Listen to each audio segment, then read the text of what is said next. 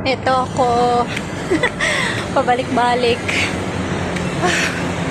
Kanina naghatid ako. Ngayon balik na naman para magsundo. Kasi isa-isang oras lang yung pasok ng alaga ko sa phonics class niya. So, alam ko na yung pasikot-sikot yung shortcut. Kaya, medyo hindi ako nagmamadali. Lakad lang ng mabilis. Hindi ako masyadong hinihingal. Okay lang guys.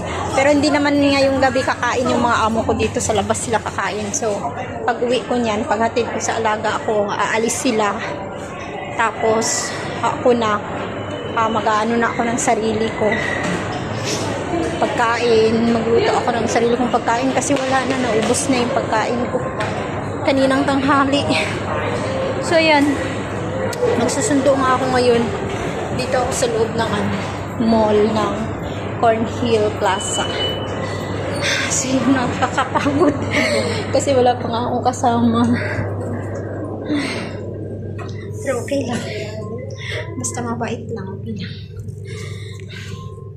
Hingal ako. Tapos lakad na naman kami pabalik. Lakad papunta, pabalik, lakad. Buti na sa 21, darating na yung kasama ko. So, may kasama na ako. Sa 21, nabawas-bawasan na yung ano ko. Ay, 6 na pala. Sa kakabis video. 6 na pala. Ayan. Hihintay dito sa kaalaga ko. Wala pa. Dito.